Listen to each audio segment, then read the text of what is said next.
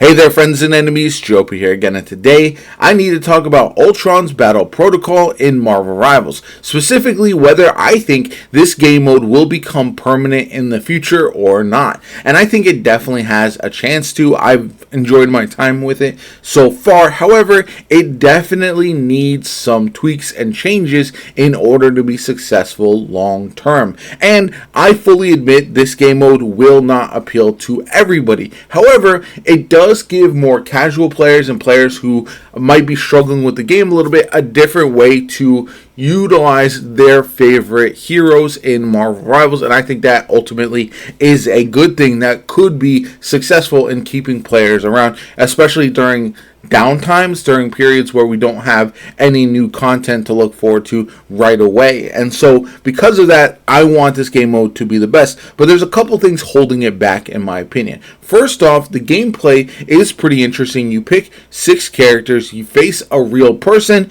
you essentially can set up your teams. It's somewhat random, which I think is good, and it changes up every game. There's only a limited number of characters available to pick at any given time, and then during the match you can also change those characters. One of the issues is that the team comps really matter a lot. Team ups, buffs, nerfs, all of that. So that's a good thing and a bad thing. It's good because the meta for something like this will change just like the base game every single season.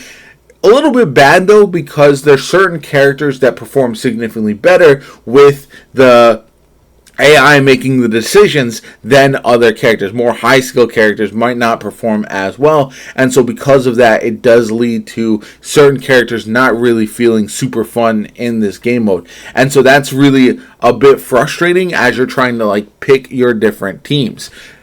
The other nice thing, though, in my opinion, is that you can come up with some pretty unique team compositions. Because of the way the cards work to get buffs and nerfs, you can do 3 Vanguard, 3 strategists, for example, and it works well and specifically buff those 2. You can do all 3 roles and get the cards that match all 3 roles. And if you get more of these specific cards, like if you lean into your strategist, for example, and get more strategist cards, you will get better bonuses along the way. And then the other nice thing is that you can get bonuses that do affect your specific abilities on each character. So you got to be really careful. You want to make sure you put those on the characters that you're going to keep around for the entire game, but they can be absolutely game changing. Bigger ults, a lot of abilities that they can use instead. You'll see some pretty interesting things overall, and I think that's good. It's a nice way to change up the game.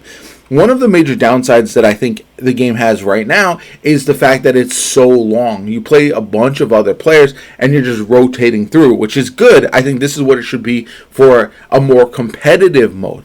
But it would definitely need a casual quick play to where you do like a best of 3 against one single opponent, or you can do versus AI, whether it's the bots that are currently in the game already, or you can do AI versus actual other characters.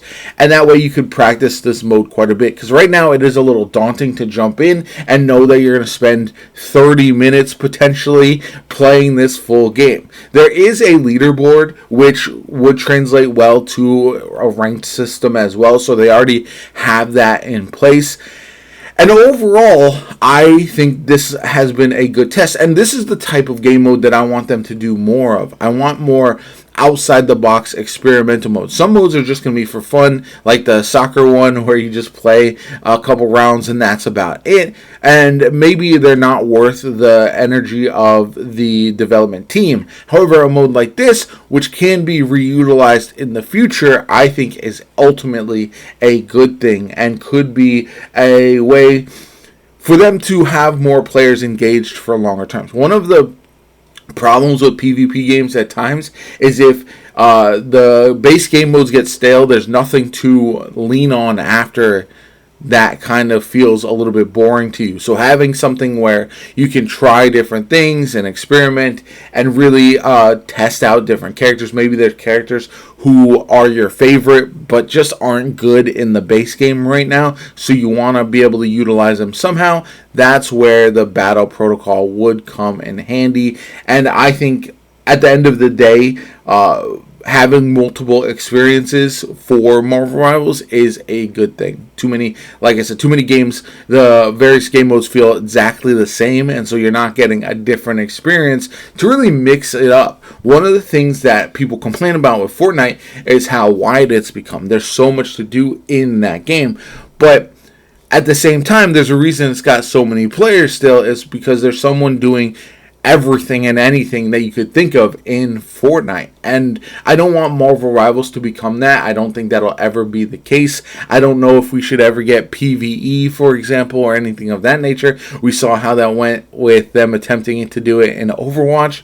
However, expanding to some different types of game modes that provide a variety of experiences, I think is a good thing, because right now the reason people get so burnt out with the game is they're just grinding ranked, they're just grinding the game, they're grinding for their Lord characters and playing the same game over and over and over again with no change up whatsoever. I am somebody who plays a lot of variety. If you watch the channel at all, you know I play a lot of different games, and I feel like that's really where you're able to enjoy and embrace what a game's good at versus what is an actual problem. Sometimes some of the complaints are just because no game is meant for you to play 70 hours a week. It's just not really possible. This shouldn't be a full-time job. But there's a lot of people who play and treat it that way. And because of that, a lot of the flaws that otherwise wouldn't be there get exposed.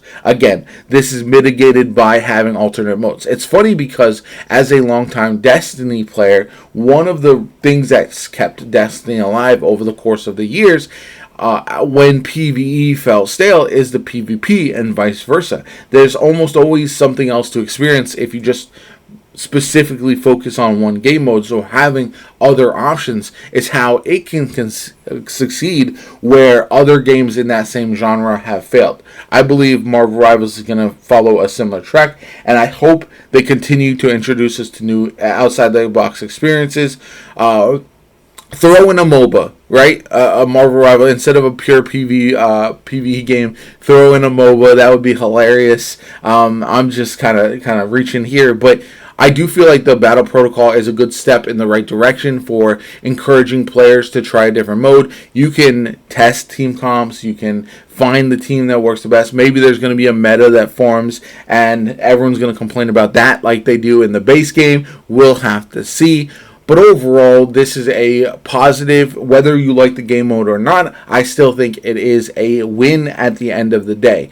Let me know what you guys think in the comments down below. Do you agree or disagree with me? Do you think this is a game mode that will last long term, or do you think it's just a quick shot in the dark to see if something lands? Let me know what you guys think. My name is Jopa. Have a good one, and I'll catch you all later.